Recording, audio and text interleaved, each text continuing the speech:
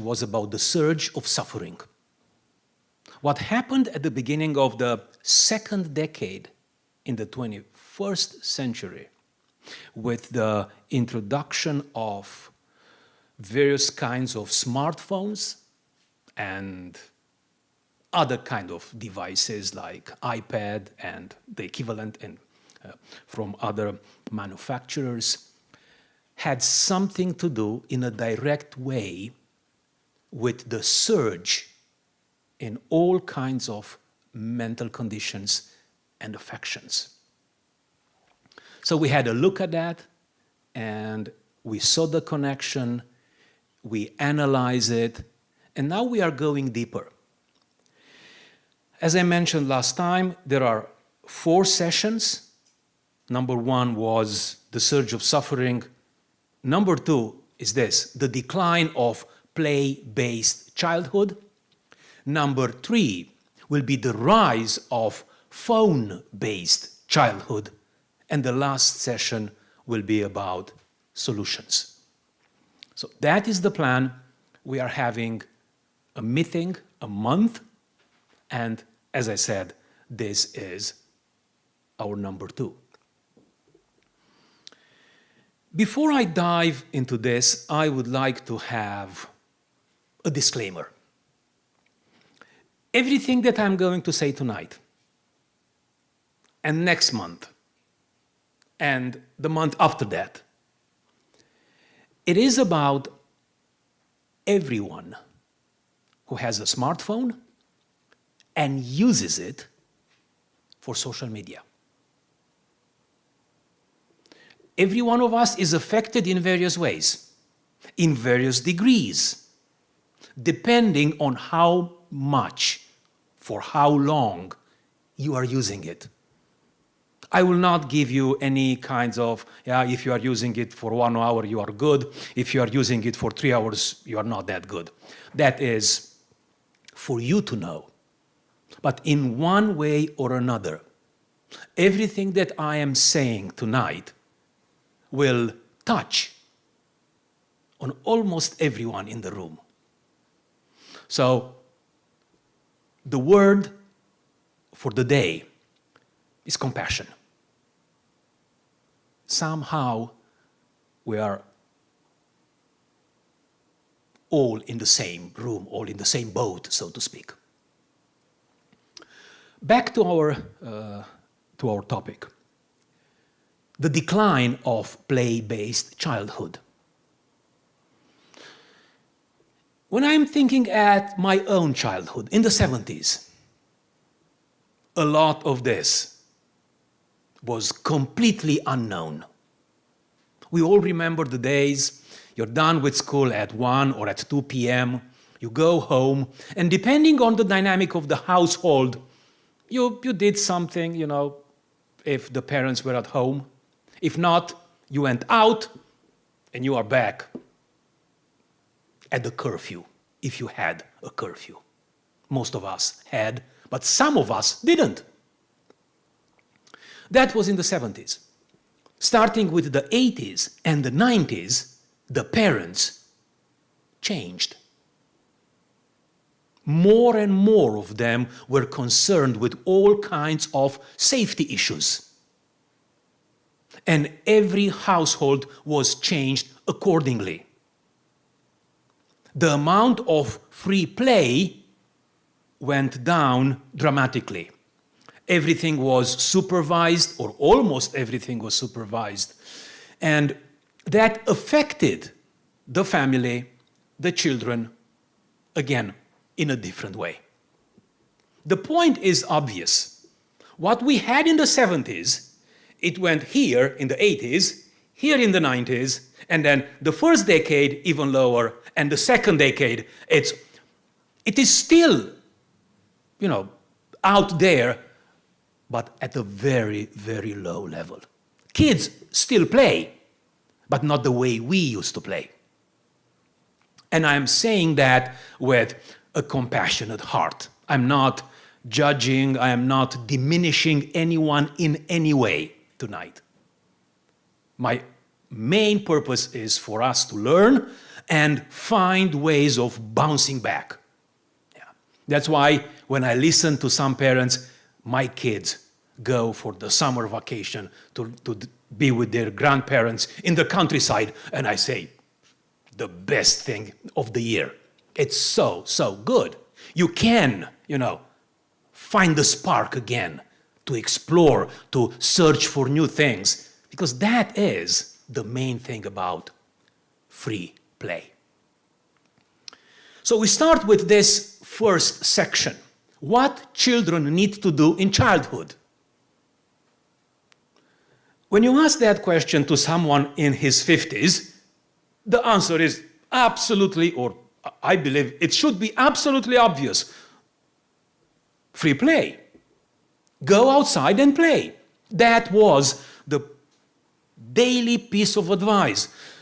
I still remember those days in which my parents came in, and if I was inside, they asked me, what's wrong? Why are you not outside? I know, that's 1970s. But it should be somehow similar. I know you can play inside, you can play outside. That's not, the location is not that much. The problem, the thing is, are you doing it, but not on your phone, not on your tablet or whatever device you have that is connected to the web?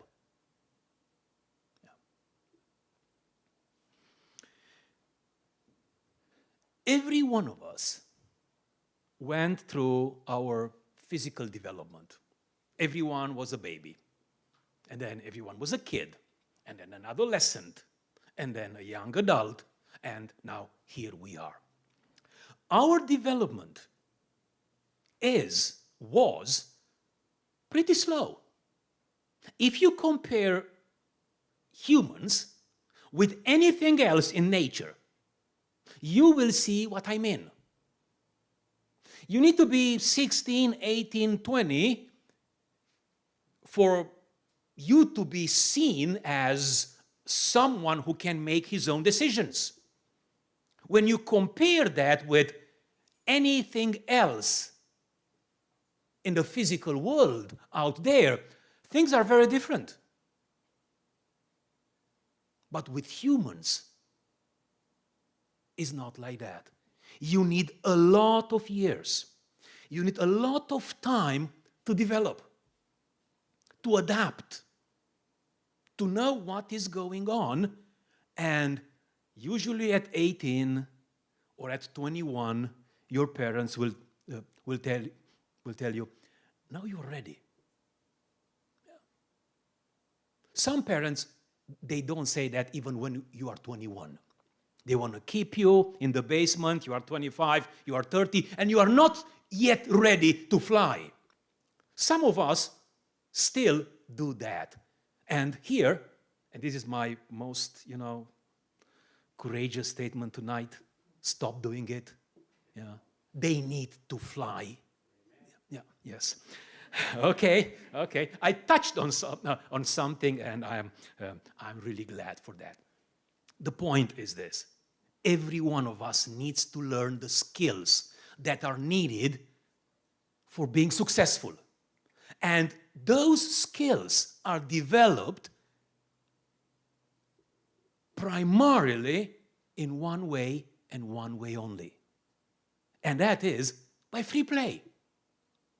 What is it about playing freely that is so, so important and at the same time so simple? So simple. First, we need to look at the situation when free play doesn't happen. When play-based childhood is replaced with phone-based childhood, your free time, your social life is moving to everything that is connected to the web. First and foremost, something like this, your phone, or to something like this, your tablet. As I said last time, and I want to clarify this right from the beginning, wherever I go, these two are coming with me. I do work on them. So everything that I'm saying tonight is not against them per se. You can do something rational, useful. You can do your work on your tablet. And I do it. I grade a lot of papers on my tablet. The apps for it allow me to do that. Yeah. So I'm not against them in themselves. Back to free play childhood. What is it about it that is so important? 3 things: connection, synchronization, and taking turns. When you play with another kid, or 2 kids, or 10 kids, you grow together. You connect. I still remember my colleagues from the first 4 years of school. I still remember my colleagues from the first 8 years of school. My colleagues from the high school. My colleagues from college. When you do stuff together with someone, that connection stays with you for good.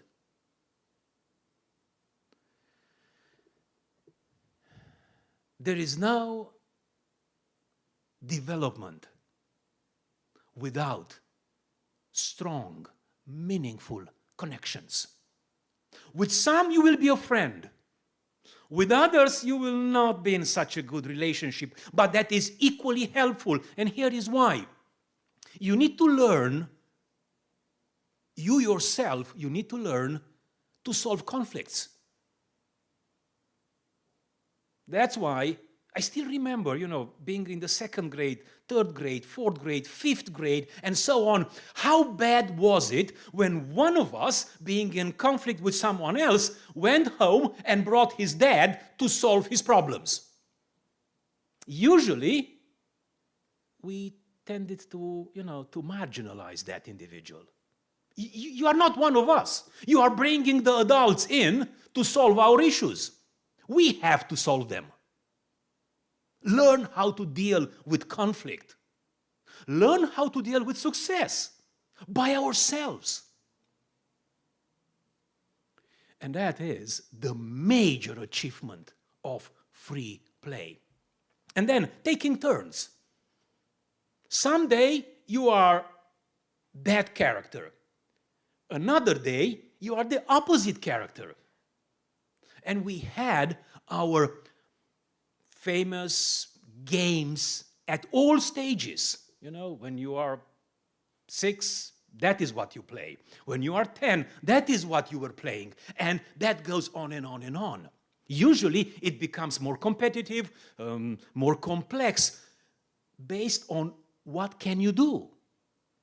I still remember the day in which, I believe I was 10, and I want to play with the 14 years old and the 16 years old. They kicked me out.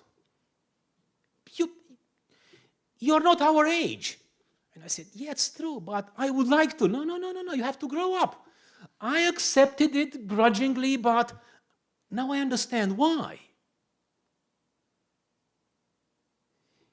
You need to find the group, and we all did, and we grew up together. We ended up knowing the strong points, the weak points, everything about us. And every one of us ended with a nickname, right? Which was usually based on what you are good at or bad at. It didn't matter.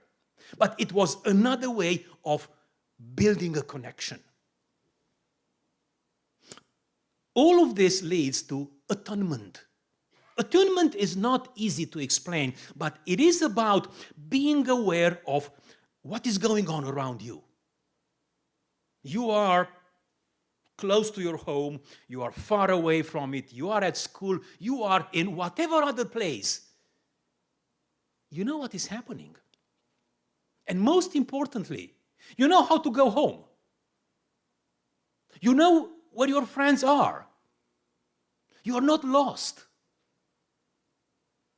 That is the proof of growth and development. And everything is synchronic.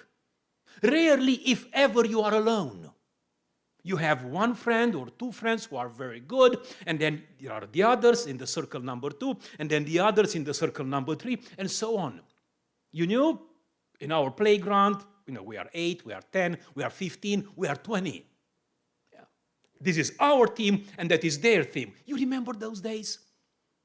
Every one of us needs something like that. I know today it is harder, but only in some ways. When I was in the first 8 years of school, at that time, nothing was organized by the school, sports likes. We had to do it by ourselves. Okay, the school is done, we go after school to play. But these days, and I believe your kids and my kids know very well about it, you are done at about 3, and then there are games after that for another hour and a half, and that is good. There are other 5, 6, 10 kids, and you play. We didn't have that. We didn't have choir from 7 to 8 every morning. But our kids have such a thing, right? Or you take, piano lessons, or whatever it is. That helps with connection, synchronization, and taking turns. That is how the bonds are built. That is how communities are formed. And in relation to all of that, social media is almost the opposite. It's asynchronous. You are posting something today, sometimes someone will see it in an hour or 2 hours or next day. It's very performative because you will tend to look, okay, how many likes do I have? Oh, just 2. Yeah, that means what I did was not that good. If you have 100 likes, you say, oh, that was good, and you will gear everything up towards that. But there is no real connection of any kind. You are living in a virtual reality that doesn't help with connection, synchronization, and taking turns. It inhibits attunement. You don't really know what is going on around you.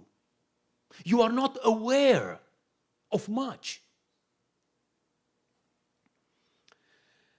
If we go even deeper with what should happen in childhood, we need to remember these 2 things.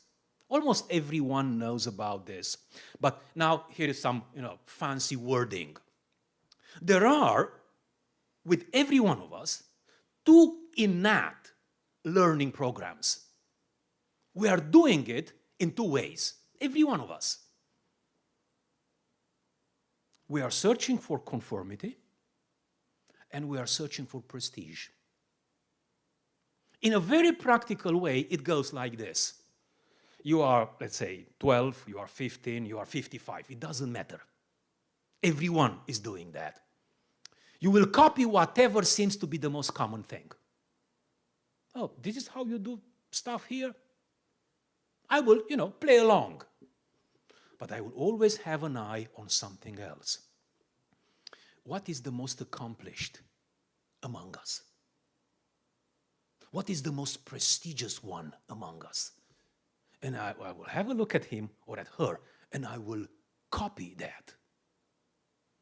Anyone that managed to get ahead, I want to know why. What is it that he or she is doing? Because I would like to do it too.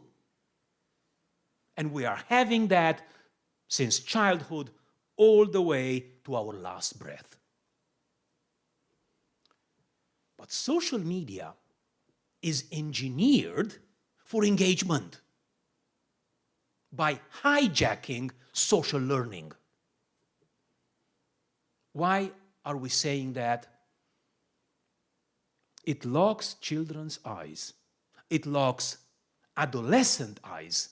It locks adult eyes onto influencers. And we know why. The algorithm behind will bring forward on my wall only the most powerful ones, right? The ones that manage to master, at least for a little bit, the algorithm. So you are interested in whatever you are.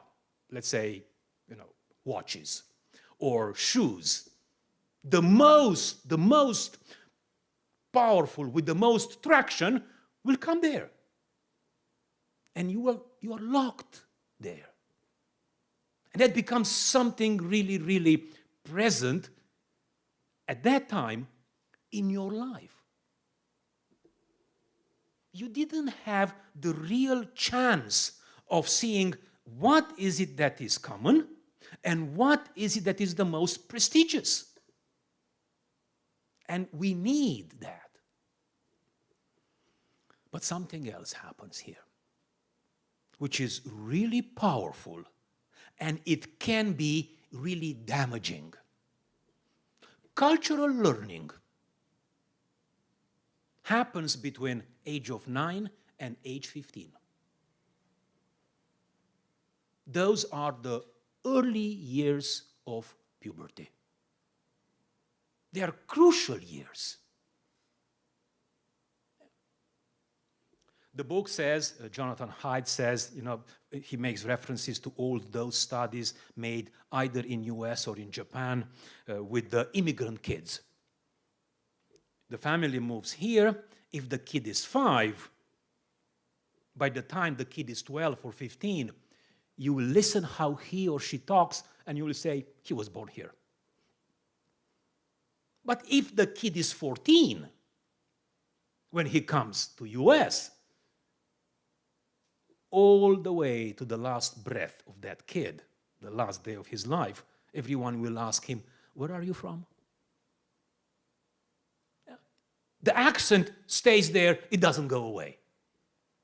Yeah, I'm one of those. I came when I was 37. So no chance of me shaking that off. It's good, it stays with me, I can face it. I need to get stronger and stronger and stronger, and it is what it is. But if you were brought here at 5, people listen to you and they have no idea that you were not born here. Everything is good. Everything is good.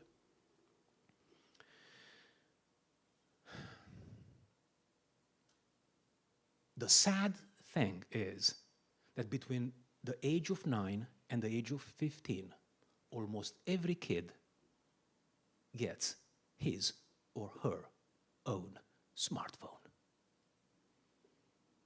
And the danger is that kid will move his or her life entirely online.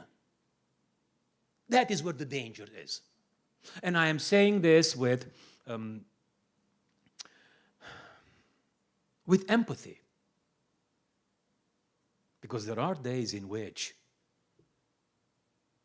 I am, drawn towards that.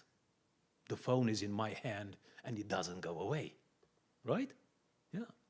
And I know it's not healthy. I know it's not good, but it still happens sometimes. Do you receive that notification on Sunday morning on your way to church for how many hours you've been on the screen in the previous week? Yeah, everyone does. Yeah, I know, I do. I'm usually, getting, out of Northwest Highway, getting onto Dempster, and cling, oh no, that message again. And there are Sundays in which the number is really small, and I know, that was a good week. But there are Sundays in which that number is not good. Yeah, way, way too high. And I know I have to do better. Yeah. Discover mode and the need for risk play. This is how, based on the best research that we have access to, this is how the mindset works. This is true about every human being. Discovering or discover mode and defend mode. On the discover side, you scan for opportunities. You are like the kid in the candy shop. You are in awe. You are mesmerized. How many options are out there? You think for yourself. You don't need anyone to tell you what to think or what you say. And you are there and you want to grow, you want to develop. That's the discover mode. But then there is the other side, every one of us has, is the defend mode. You scan for dangers every step of the way. You know, you get out of the house, start your car, and you get to the first traffic light, and you look all directions, and you start only on green, not on red, right? If you go on red, yeah, you break the law, but you put yourself in big danger, right? Every one of us has the defend mode activated. You know how bad it is when you don't have much? So the scarcity mindset is there. And you are clinging to everyone that is close to you. And you want to keep yourself safe. Our minds have both these modes. But you can go unbalanced. Young people born after 1995 are stuck in the defend mode. And the smartphone, the social media, the web games are responsible for that. That's why anxiety is at those numbers that we saw last time. That's why we have the surge in suffering. Permanent alert for threats.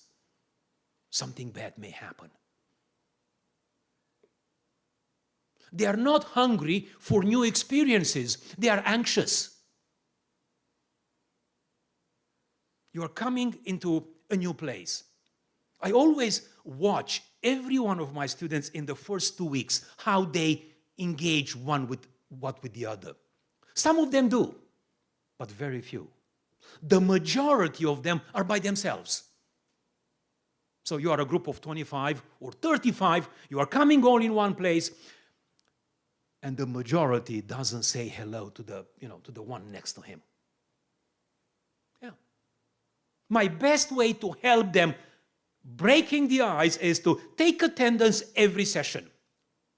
And everyone will know, oh, he's John. Oh, he's Rachel. Or she is Rachel. You know. Oh. And all kinds of other names. That is how I am there mixing the pot, so to speak. We are all doing this. We need to know each other. And then I put them to work in groups. You must read that chapter together, and you come in the front and you present it, your common work. By the time the semester is done, everyone knows everyone. What I'm trying to say is this. You can reverse all of this.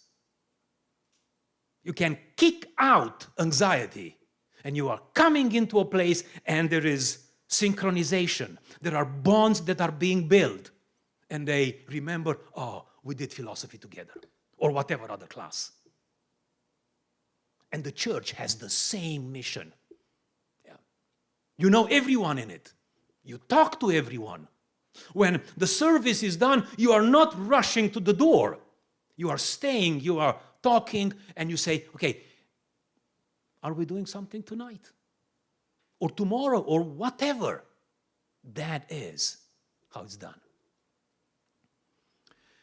Children need to be exposed to setbacks, failures, shocks, stumbles in order to develop strength and self-reliance. It's not bad to have your knees bruised. Do you remember those days? The entire summer, you were a mess from that point of view, right? Barefoot every day, running and All of that. Yeah. Did I tell you the story how bad I was when I was 7? My big accident with second-degree burn on my face because I played with the wrong crowd. Yes. First degree on my both hands.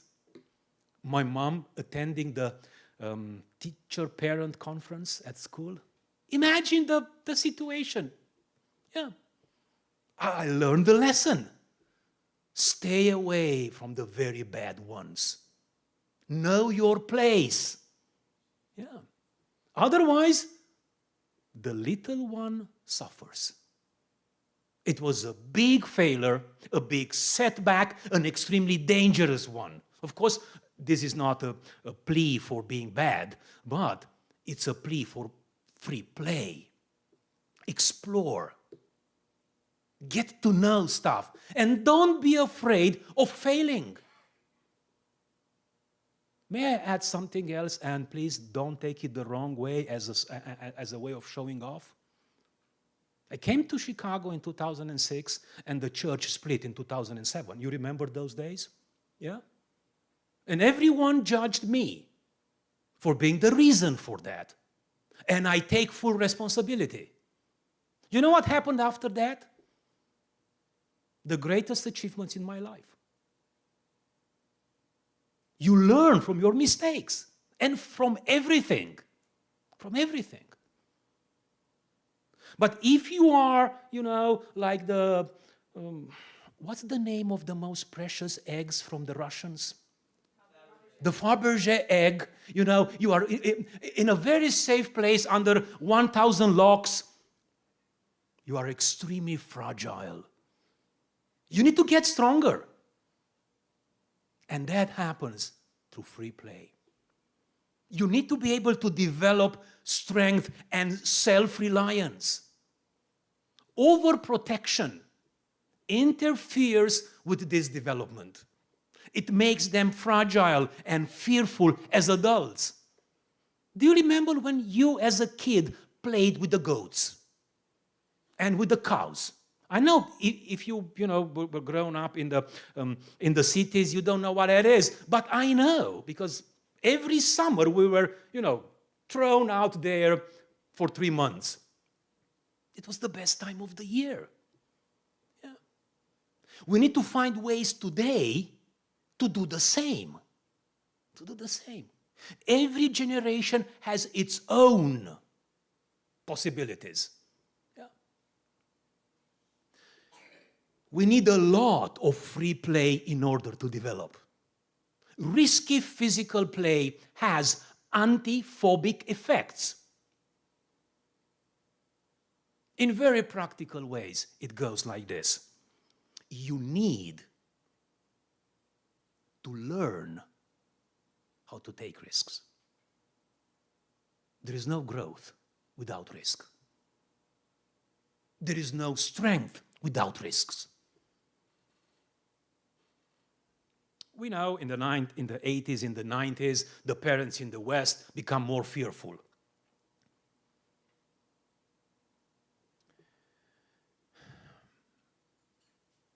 When we are overprotecting our children, we make their lives harder to learn how to care for themselves, to deal with risk, conflict, and frustration. The kid had a fight at school. It's not you, the big boss, going there and, ordering everything. No. Let the kid solve his problem. Yeah. Because otherwise, when the kid is 20, he will need you to go and solve his problems. The kid will get married, will have an argument with his wife, and who manages that? They'll call, Mom, come, Dad, I need you. No. He's an adult now. He needs to know to solve it. Most likely, he has a part into that conflict. You need to own it. And you need to solve it right away, on the spot. Children thrive when they have a play-based childhood in the real world.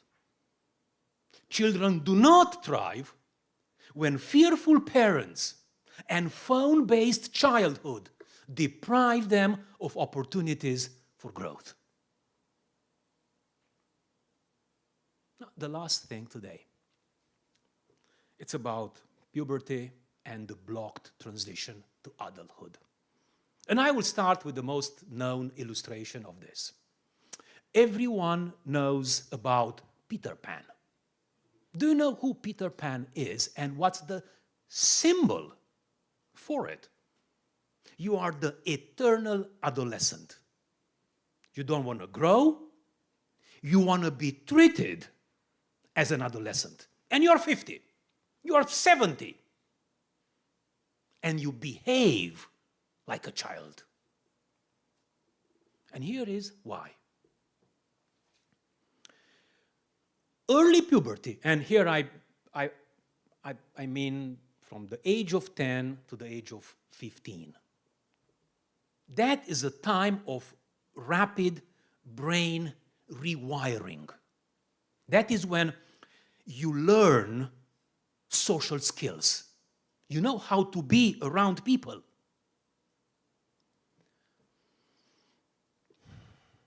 We know adolescent experiences.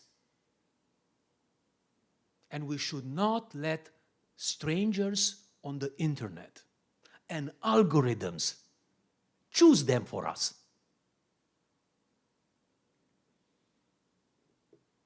And this is what we usually do. And here I bring the parents in. Safetyism. Everything has to be locked down with my kids. That is an experience blocker. If we do not let them to take any risks, we block them from overcoming anxiety, from learning to manage risk and to be self-governing. Yeah. Every one of us needs those to becoming a healthy and a competent adult. I can use here the very known image with the butterfly, how hard it is to get out of that cocoon. You are looking at it, how that, insect fights to come out. If you try to intervene and open that for you, that insect will never fly. Don't do that to your kids. Smartphones are an experience blocker. You stayed 2 hours today on it. You stayed 4 hours on it. You didn't play with anyone. You didn't physically, in person, interact with anyone. An object cannot be your friend.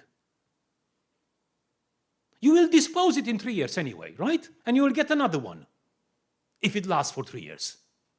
Yeah. Depending on how hard you are on it. The battery fries. Yeah. You drop it, have to get another one. Yeah.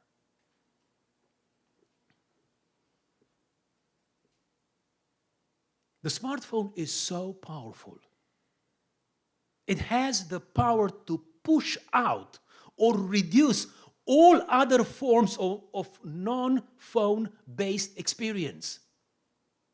It takes control of your life. How do you feel if you forget your phone at home? Be honest. Yeah. You no longer know who you are. It's like losing what? You say it. Yeah. It should not be like that. But if it is, it means that the phone rules my own life. And we know, now here we are speaking as Christians, only the Lord needs to have that status. Only Him. Yeah, it's at home. Yeah, I will get it back. My mom knows where I am. My wife knows where I am. My kids knows. They know where I am. Yeah, that's it. But if I start doing like this and I'm no longer able to function, I have a big problem. My brain needs non-phone-based experiences. I need to meet with people. I need to shake their hands. I need to talk with them. I need to exchange ideas. And I need to do something with them. Every one of us needs that. And here is the last thing today. The rituals of passage. And I will mention both the social ones and the religious ones. And I'll start with social ones. When the kid is 16 in this country, that kid theoretically can drive. If, the school is done, the exams are taken, you can drive. And that should be a milestone for that individual. Acknowledged by friends, by family. You are no longer needed to be, okay, can you take me there? Can you take me there? From that point onward, the kid can drive. If he or she wants. Yeah. I started driving at 18, sharp. At the time, back home, that was the age in which you were allowed to get the permit, the license, and then if you have the car, you can go on the road. It was a big thing. The other major ritual of passage is marriage. You are whatever you are. 21, 25, 31, 40, you got married. Your life changes in a dramatic way. You are no longer a bachelor, you are a husband. The more you know about the significance of those rituals of passage, you are passing from one stage into another, from one way of being into something else. And everyone knows about that, the better. And now we are bringing in the religious rituals of passage, and the most important one, and with this everything starts, is baptism. That's why we are making such a big event of it. You need to know what is it that you left behind, and what is it that follows after that. And your friends knows too. From that day onward, you are a Christian. But in the West, all of this becomes a mumbo-jumbo. Nobody knows exactly, did he did that? Is he that or not? Everything is washed down. There are no clear-cut segments of life for anyone. Nobody knows who is what and where. But they are milestones. They have their own role in our lives. You remember the day of your conversion, the day of your baptism. You remember the day of your marriage, and every other major milestone in your way. When you entered college, when you got the degree, when you started work, that is what defines you. It separates you from whatever happened before. It transforms you, and you are reincorporated into something. Now you are back among us, but you are no longer a bachelor. You are a husband now. You are a wife now. You are no longer a non-Christian. You are a follower of Christ now. And everything else. So that is what I had for tonight. The decline of play-based childhood. But I am saying, and I go beyond the book that we are reading. I go and I say this. Everything can still be recovered. Yeah. Find ways for you, for your family, for your kids to bring it back. It doesn't matter how old are you. Yeah. You find ways of reconnecting, bringing them back. Do your best to unlock the defend mode and bring the discover mode back. That, or you are, the little kid in the candy store and you say, so many options. And I will choose one or two. Exploring stuff. That is what kicks anxiety out. The kid, and you included, is no longer afraid of what may happen. It doesn't matter what will happen, we will confront it together. We will deal with it. And they need to see you like that, and you need to help them get like that. So, that was my plan for tonight. Thank you for coming. Now, questions? Simona, you help me? Yes, brother. How old should be a kid when they're supposed to give them a phone? So I will say after the age of 15. The puberty needs to be somehow closed. So all those really formative years need to be behind. But I know that a good number of us did not do it. And we blunder ourselves by some margin there. And we should have known better. Yeah. Yeah. I saw in the store a lady with with her baby in that car or whatever you call it. And she was maybe two. And she was crying that all store was, because mom doesn't want to give her a phone. Yes. And at the tail end, after a few seconds, her mother gave her the phone. Here. Yes. So it hits us so hard. So everything that we are saying is not a judgment to anyone. We all need somehow to bounce back. Yeah. I may be 56, but if I am on my phone more than I don't know how many minutes a day, it's bad. I need to master it, even if I do work on it. And that is a good usage of your phone. It's a rational usage. Yeah. Or if you need for that long to talk, it's no problem then.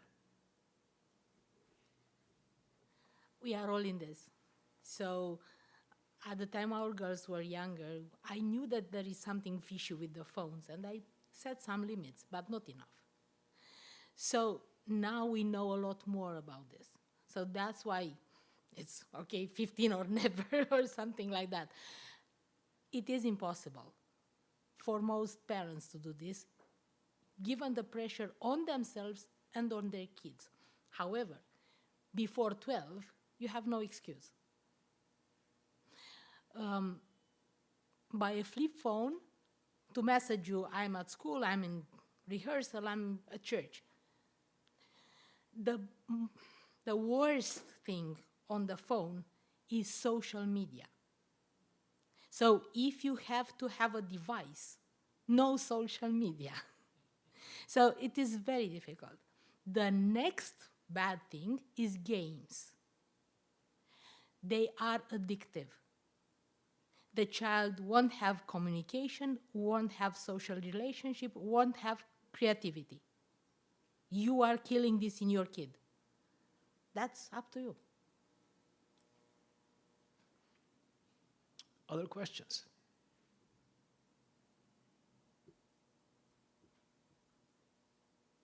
All good then? What should I say? Yes, Gigi, please. Nu neapărat o întrebare, ci o observație de-a mea, de când eram copil.